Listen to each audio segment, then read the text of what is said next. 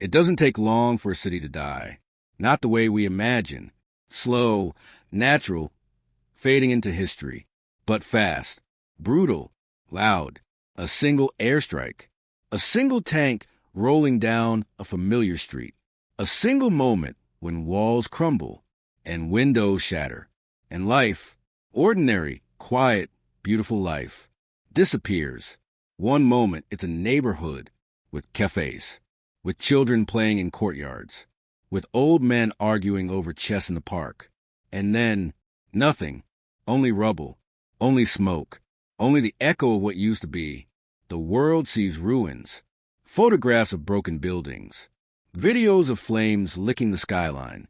But they don't see the birthdays missed, the weddings canceled, the playground silenced.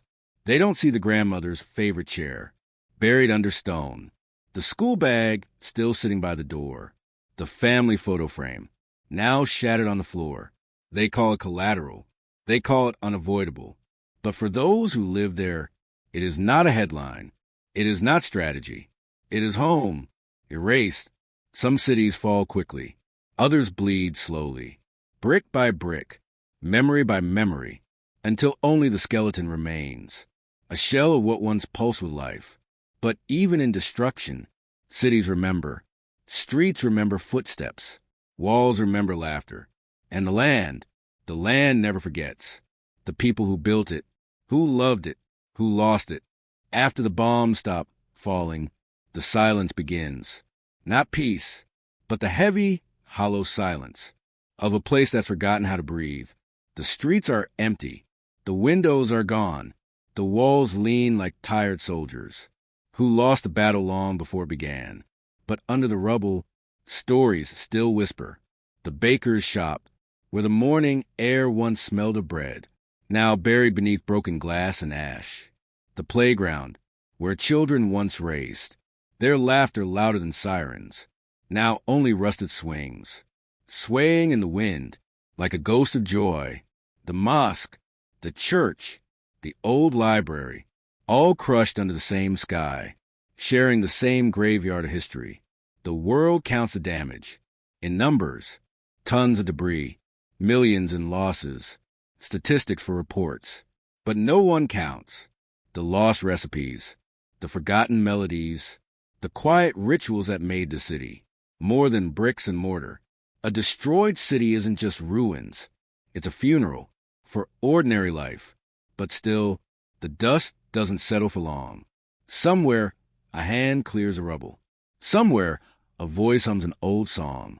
Somewhere, someone plants a flower in cracked soil, because even in the ruins, hope dares to grow. The hardest part is not the rubble, not the broken glass, not even the twisted steel, or the shattered doors. The hardest part is the silence of those who've left, the neighbors, the friends, the children whose footsteps once filled the streets with life. A destroyed city is not just empty, it feels abandoned, like even the walls are grieving.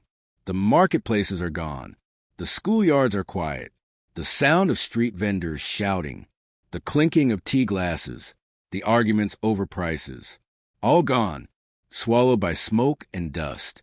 But memory lingers.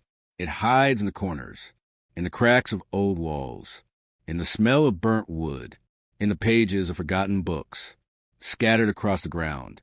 The old cafe still stands, barely, its walls marked with bullet holes, the sign hanging by a single rusted nail. But in the broken chairs, you can almost hear the laughter that once filled the air.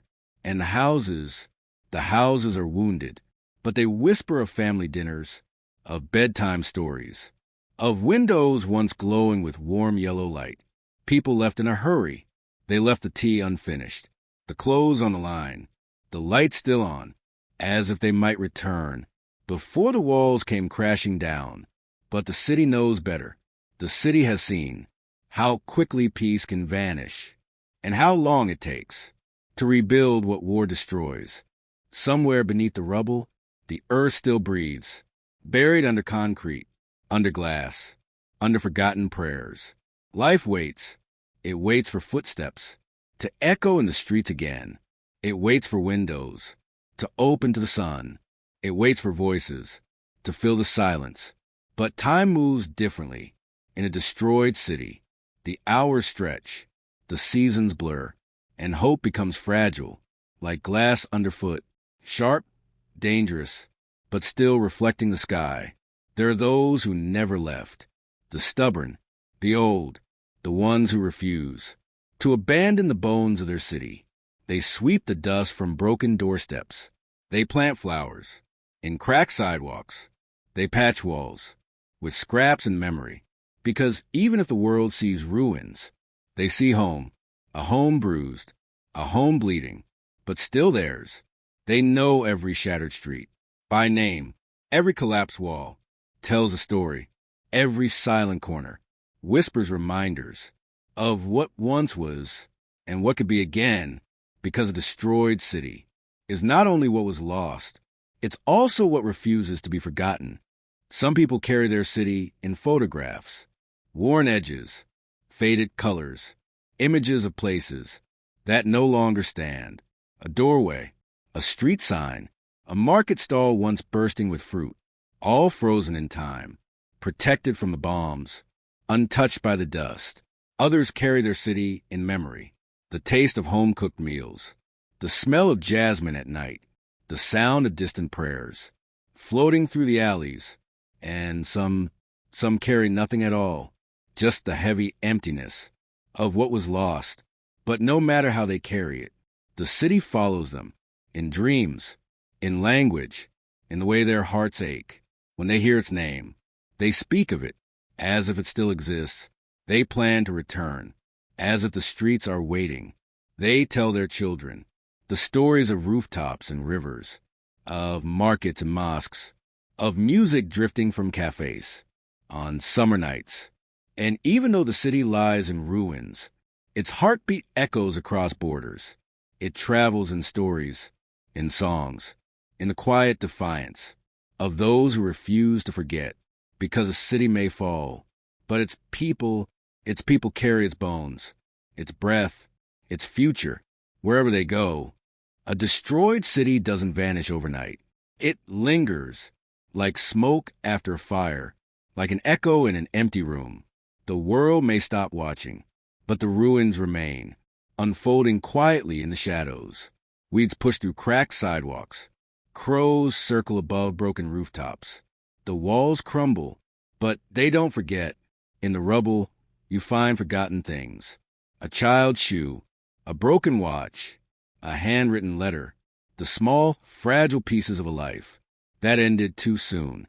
And in the quiet, the stories whisper of the shopkeeper who always smiled, of the young couple who dreamed of escaping, of the teacher who taught history under the weight of falling bombs. The world sees a city destroyed, but beneath the dust, there are fingerprints, proof that people laughed here, loved here, lived here. They try to hold on to normal, try to keep the doors open, the streets busy, the music playing. But war is not patient. War doesn't knock. It breaks down the door. Now, only the stubborn remain, the ones who refuse to leave, the ones who believe that even among ashes, you can plant seeds, and somewhere beneath the broken bricks, hope waits, silent, small, but still alive. The maps still show the city's name, lines and letters, etched neatly in ink, as if nothing changed. But the ground tells a different story. The ground remembers fire. It remembers the weight of tanks, the cracks left by explosions, the footprints of those who fled, and those who never had the chance.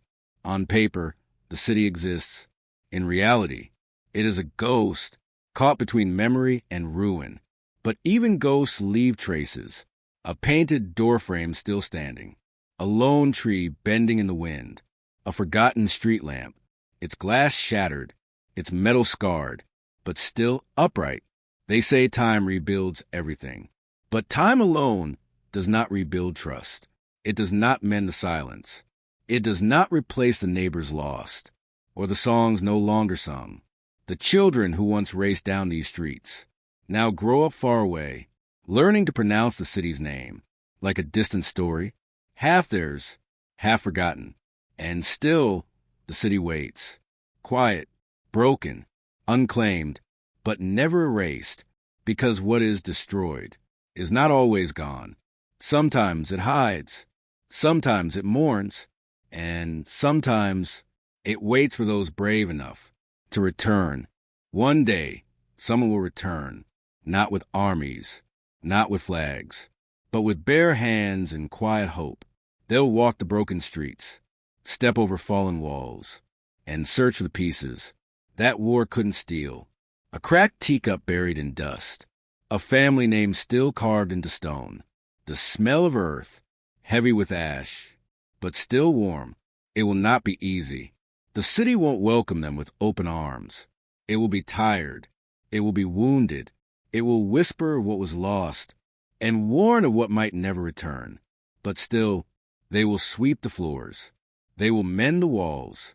They will plant seeds where the ground still bleeds, because to rebuild a destroyed city is not just about bricks and mortar. It is about stubbornness. It is about memory. It is about refusing to let war be the final word.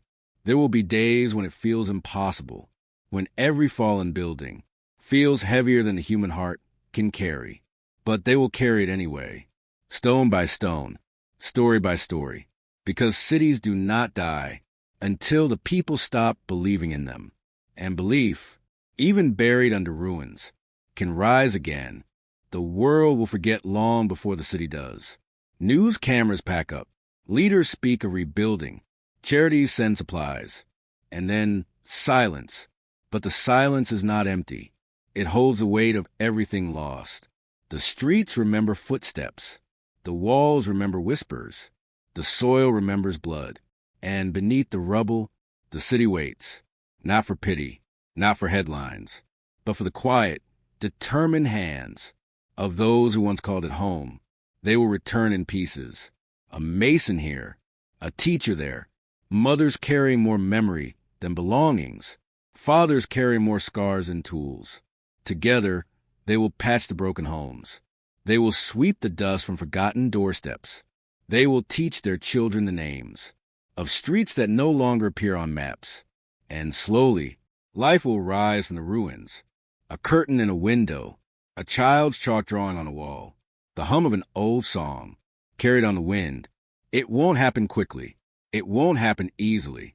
But it will happen because cities are not built only of stone, but of stubborn hearts that refuse to forget where they belong. One day, the cracks will be filled, the windows replaced, the broken walls rebuilt, but some scars never leave. They stay hidden beneath the paint, beneath the plaster, beneath the smiles of those who choose to stay. The city will stand again, but it will never forget what it survived.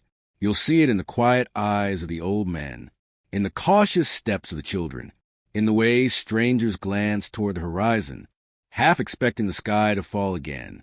But still they will plant trees. They will open shops. They will fall in love. They will build schools, sing songs, tell stories, because that is how you heal a city.